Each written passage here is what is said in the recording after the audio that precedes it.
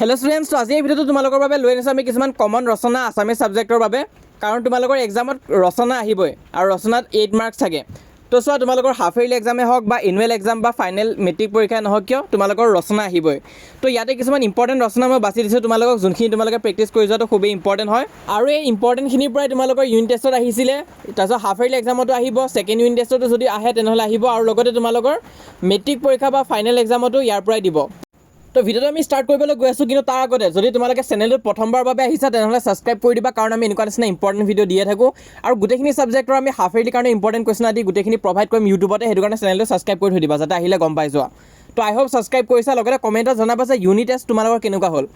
Unit test exam চবেই দি উঠিছা আৰু ৰিজাল্টটো বহুতত দিলে, তো সেইটো কাৰণে কমেণ্টত জনাই দিবা যে তোমালোকৰ ইউনিট টেষ্টৰ ৰিজাল্ট কেনেকুৱা হ'ল, বা এক্সামটো যে দিছা কেনেকুৱাকৈ দিছা, ভাল হৈছে নে বেয়া হৈছে, সেইটো কমেণ্টত জনাবা। আৰু যদি হাফ ইয়াৰলিটো এক্সামটো তোমালোকে ভাল কৰিম বুলি ভাবিছা তেনেহ'লে কমেণ্টত হাফ ইয়াৰলি বুলি এনেকুৱা নিচিনা হাৰ্ট চাইন এটা দি দিবা তোমালোকে। যদিহে তোমালোকৰ টাৰ্গেট আছে যে হাফ ইয়াৰলি এটা ভাল ৰিজাল্ট কৰিম তেনেহ'লে কমেণ্টত জনাই দিবা। তো অহা ভিডিঅ'টো আমি ষ্টাৰ্ট কৰোঁ আৰু চাই যাওঁ কিছুমান ইম্পৰ্টেণ্ট ৰচনা, যোনখিনি তোমালোকৰ হাফ ইয়াৰলি এক্সামত অহা চান্স খুবেই বেছি, ক্লাছ 9 আৰু ক্লাছ 10 দুটাৰ বাবে। প্ৰথম মষ্ট ইম্পৰ্টেণ্ট ৰচনাখন হৈছে তোমাৰ প্ৰিয় সাহিত্যিক, খুবেই ইম্পৰ্টেণ্ট হয়, মেক্সিমাম ডিষ্ট্ৰিক্টত ৰিপিটেড হৈ থাকে আৰু হাফ ইয়াৰলি এক্সামত অহা চান্স খুবেই বেছি হয়। কিন্তু তোমালোকৰ মেট্ৰিক পৰীক্ষাত এইটো নাহিব, কাৰণ যোৱা বছৰ আহি গৈছেগৈ, মানে এই বছৰ 2026ৰ মেট্ৰিক পৰীক্ষাত আহি গৈছে, সেইটো কাৰণে 27ত নাহিব মে বি। তাৰপিছত নেক্সট তোমালোকে চাবা তোমাৰ প্ৰিয় গ্ৰন্থ, আৰু ইয়াত মই যোনখিনি দেখা গৈছে এইখিনি হাফ ইয়াৰলি এক্সামৰ কাৰণেহে হয়, হ'লেও তোমালোকে চাবা মেট্ৰিকৰ কাৰণেও কিন্তু এইখিনি আহে, আৰু ক্লাছ 9ৰ এনুৱেল এক্সামতো এইখিনিয়ে বেছিকৈ দি থাকে। তো তোমালোকে তোমাৰ প্ৰিয় গ্ৰন্থখন নেক্সট চাই থৈ দিবা।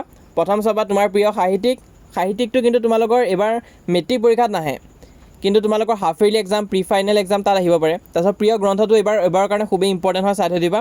তাৰপিছত নেক্সট তোমালোকে চাবা অসমৰ বানপানী, খুবেই ইম্পৰ্টেণ্ট হয় এই ৰচনাখন, ক্লাছ 9 আৰু ক্লাছ 10 দুটাতে আহি থাকে। তো সেইটো কাৰণে নেক্সট তোমালোকে অসমৰ বানপানী এই ৰচনাখনো চাই থৈ দিবা, আৰু ধুনীয়াকৈ পইণ্ট ৱাইজ লিখিবা।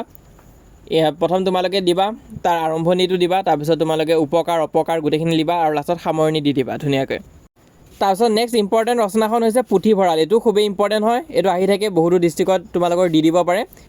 মেট্ৰিক পৰীক্ষাত অহা চান্স কম আছে, কিন্তু ক্লাছ 9ৰ এনুৱেল এক্সাম, তাৰপিছত হাফ ইয়াৰলি এক্সাম, আৰু এতিয়া তোমালোকৰ ক্লাছ 10ৰ half yearly exam, pre final exam, তাত কিন্তু এই ৰচনাটো দিব পাৰে, আৰু আহিও থাকে প্ৰতিবাৰে, সেইটো কাৰণে চাই থৈ দিবা। তাৰপিছত নেক্সট তোমালোকে চাবা অসমৰ প্ৰাকৃতিক সম্পদ, খুবেই ইম্পৰ্টেণ্ট আছে এই ৰচনাখন, আৰু তোমালোকে এইটো জানিবও লাগে। তো এইটোৰ ওপৰতো তোমালোকে প্ৰিপেয়াৰ কৰি ৰাখিবা, যাতে যদি তোমালোকক ৰচনা সোধে যে অসমৰ প্ৰাকৃতিক সম্পদৰ বিষয়ে যদি লিখিব আহে তেনেহ'লে কিবা এটা যদি এটলিষ্ট লিখি থৈ আহিব পাৰা, ধুনীয়াকৈ চাই থৈ দিবা। এইটো ৰচনা ইম্পৰ্টেণ্ট আছে তোমালোকৰ হাফ ইয়াৰলি এক্সামৰ কাৰণেও, এইটো প্ৰেক্টিছ কৰিবা। তাৰপিছত নেক্সট তোমালোকে চাবা খুবেই এখন কমন ৰচনা হয়, তোমাৰ জীৱনৰ লক্ষ্য, এই ৰচনাখন তোমালোকে প্ৰেক্টিছ কৰি থ'বা, ইম্পৰ্টেণ্ট আছে। আৰু এইটো তোমালোকৰ মেট্ৰিক পৰীক্ষাৰ বাবেও ইম্পৰ্টেণ্ট হয়, লগতে হাফ ইয়াৰলিৰ বাবেও হয়, প্ৰি ফাইনেল এক্সামৰ কাৰণেও হয়, আৰু ক্লাছ 9 সকলে যদি চাই আছা তোমালোকৰ এনুৱেল এক্সাম আৰু হাফ ইয়াৰলি এক্সাম দুটাৰ কাৰণে ইম্পৰ্টেণ্ট হয়, চাই থৈ দিবা। তোমাৰ জীৱনৰ লক্ষ্য, আৰু খুবেই ৰিপিট হৈছে আজিলৈ, এইখনে বেছিকৈ ৰিপিট হোৱা ৰচনা হয়, আৰু ইউনিট টেষ্টতো বহুতো ডিষ্ট্ৰিক্টত আহিছে, আৰু এইবাৰ হাফ ইয়াৰলি এক্সামতো বহুতো ডিষ্ট্ৰিক্টত আহিব। তাৰপিছত নেক্সট তোমালোকে চাবা পৰিৱেশ প্ৰদূষণ, খুবেই ইম্পৰ্টেণ্ট হয়, এইবাৰৰ কাৰণে বহুত ইম্পৰ্টেণ্ট হয়। তো পৰিৱেশ প্ৰদূষণৰ ওপৰতো এখন ৰচনা তোমালোকে প্ৰেক্টিছ কৰি থৈ দিবা, গোটাই থৈ দিবা, ইম্পৰ্টেণ্ট আছে, আহি যাব পাৰে পটককৈ। তাৰপিছত নেক্সট তোমালোকে চাবা দৈনন্দিন জীৱনত বিজ্ঞানৰ প্ৰভাৱ, খুবেই ইম্পৰ্টেণ্ট আছে, বা এইটো নিদি তোমালোকক এনেকুৱা এখন ৰচনাও দিব পাৰে যে বিজ্ঞানৰ অৱদান, তো তেনেকুৱা নিচিনাকৈ তোমালোকক দি দিব পাৰে, এতিয়া ধুনীয়াকৈ বনাই লিখিব লাগিব। এইটো চাই যোৱা তোমালোকে দৈনন্দিন জীৱনত বিজ্ঞানৰ প্ৰভাৱ, ইম্পৰ্টেণ্ট আছে। তাৰপিছত নেক্সট তোমালোকে নিবনুৱা সমস্যা, এই ৰচনাখনো চাব পাৰা, মাজে মাজে সোধে, এইটো সিমান এটা কমনো নহয় কিন্তু আহি যায়গৈ, তো সেইটো কাৰণে এইটো প্ৰেক্টিছ কৰি থ'বা। তোমালোকৰ হাফ ইয়াৰলি এক্সামৰ কাৰণে ইম্পৰ্টেণ্ট আছে, কিছুমান ডিষ্ট্ৰিক্টত দি দিব পাৰে। তাৰপিছত প্ৰি ফাইনেল এক্সাম বা তোমালোকৰ ফাইনেল পৰীক্ষাৰ কাৰণেও ইম্পৰ্টেণ্ট হয়। তাৰপিছত ইয়াৰ পিছত নেক্সট তোমালোকে চাবা অসমৰ কুটীৰ শিল্প, খুবেই ইম্পৰ্টেণ্ট আছে, এইটো আহি থাকে কিন্তু মাজে মাজে, এখন প্ৰেক্টিছ কৰি থৈ দিবা। নহ'লে তোমালোকে যদি প্ৰেক্টিছ নকৰা তেনেহ'লে পটককৈ এক্সামত আহিলে কনফিউজ হৈ যাবা যে কি লিখোঁ কি নিলিখোঁ এনেকুৱা লাগিব, সেইটো কাৰণে এতিয়াই তোমালোকে গোটাই থৈ দিয়া, আৰু দিন আছে, বহুত দিন আছে, তোমালোকে এইকেইদিনৰ ভালকৈ প্ৰেক্টিছ কৰিলে পাৰিবাই। তাৰপিছত দূৰদৰ্শনটো আছে, এইটো মাজে মাজে আহে, তোমালোকৰ 2023 চনৰ মেট্ৰিক পৰীক্ষাটো আহিছিলে, সেইটো কাৰণে চাই থৈ দিব পাৰা। বাকী তোমালোকে জুবিন গাৰ্গ, তো এই ৰচনাখন চাই থৈ দিবা, খুবেই ইম্পৰ্টেণ্ট আছে, জুবিন দাৰ বিষয়ে তোমালোকক আহিব পাৰে ৰচনা লিখিবৰ কাৰণে, আৰু তেতিয়া পাৰিব লাগিব। তোমালোকৰ হাফ ইয়াৰলি এক্সামত আহি যাব পাৰে, বা তোমালোকৰ এনুৱেল এক্সামতো আহি যাব পাৰে, বা প্ৰি ফাইনেলত আহিব পাৰে। এনেই মেট্ৰিকত অহা চান্স কম আছে, যোৱা বছৰ বেছি আছিলে, এইবছৰ 2026 চনৰ মেট্ৰিক পৰীক্ষাত অহা চান্স খুবেই বেছি আছিলে, কিন্তু মেট্ৰিকত নাহি HS পৰীক্ষাত আহি গ'লগৈ। তো এইবাৰ আহিবনে নাই সেইটো মই চিয়ৰ নহয়, কিন্তু প্ৰেক্টিছ কৰি থোৱাটো ইম্পৰ্টেণ্ট হয়। বাকী ডাইৰেক্ট জুবিন গাৰ্গ বুলি নিদিও, তোমালোকৰ প্ৰিয় শিল্পী বা তেনেকুৱা নিচিনাকৈ দি দিব পাৰে, আৰু তেতিয়াতো তোমালোকে গমেই পাবা, আৰু তেতিয়া জুবিন গাৰ্গৰ বিষয়ে তোমালোকে লিখি থৈ আহিব পাৰিবা। যদি তোমালোকে জুবিন দাক ভাল পোৱা তেনেহ'লে কমেণ্টত জয় জুবিন দা বুলি কমেণ্ট এটা কৰি দিবা। তাৰপিছত ইয়াৰে ভিতৰত এতিয়া যদি আমি মষ্ট ইম্পৰ্টেণ্টখিনিলৈ যাওঁ, যোনখিনি তোমালোকে কৰিবই লাগে ক'বলৈ গ'লে, আৰু খুবেই ইম্পৰ্টেণ্ট হয় আৰু অহা চান্স বেছি আছে এই গোটেইখিনিৰ পৰা। কাৰণ এতিয়া দেখুৱাটো মই তোমালোকক 10খন মানে দেখালোঁ, খুবেই ইম্পৰ্টেণ্ট হয়।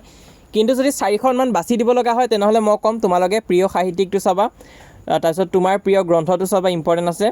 ছ'চিয়েল মিডিয়া আৰু সমাজত ইয়াৰ প্ৰভাৱ, এই ৰচনাখনো কিন্তু আহে কেতিয়াবা কেতিয়াবা, এখনো চাবা, আজিকালি ইম্পৰ্টেণ্ট হয়।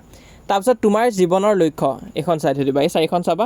লগতে হোৱাটছএপত যিসকলে এতিয়ালৈ জইন কৰা নাই সোনকালে জইন কৰা, লিংকটো মই পিন কমেণ্টত দি থৈ দিছোঁ। লগতে চোৱা, তোমালোকে যদি অসমীয়াৰ বাবে প্ৰব্লেম পাই আছা আৰু ধুনীয়া নোটছ আদি নাই, তেনেহ'লে তোমালোকে আমাৰ PDF-খন ল'ব পাৰা, য'ত আমি মেইন বুকৰ গোটেইখিনি ইম্পৰ্টেণ্ট কুৱেশ্যন বাছি দিছোঁ, ছামাৰী দিয়া হৈছে, important question, grammar, writing part, বৈচিত্ৰ্যময় অসম, গোটেইখিনি দিয়া হৈ আছে। আৰু অকল ইম্পৰ্টেণ্টখিনিহে আমি বাছি দিছোঁ। অকল 149 ৰুপিছতে তোমালোকে আমাৰ পৰা PDF-টো ল'ব পাৰিবা। আৰু PDF-টোত সকলোখিনি বস্তু দিয়া আছে যি তোমালোকৰ মেট্ৰিক পৰীক্ষাৰ বাবে ইম্পৰ্টেণ্ট হয় আৰু চিলেবাছত ইনক্লুড আছে। তো এইটো ল'ব হ'লে তোমালোকে এইটো নম্বৰত কণ্টেক্ট কৰিবা। প্ৰথম যোনটো দিয়া হৈ আছে তাত তোমালোকে মেছেজ দি চাবা হোৱাটছএপত, বা তোমালোকে ৰেছপন্স নাপালে ছেকেণ্ডটোত দি চাবা। আমি তোমালোকক সোনকালে ৰেছপন্স দিম, আৰু অকল 149 ৰুপিছতে তোমালোকে গোটেই অসমীয়াৰ PDF-টো ল'ব পাৰিবা, মেট্ৰিক পৰীক্ষাৰ বাবে যোনটো ইম্পৰ্টেণ্ট হয়।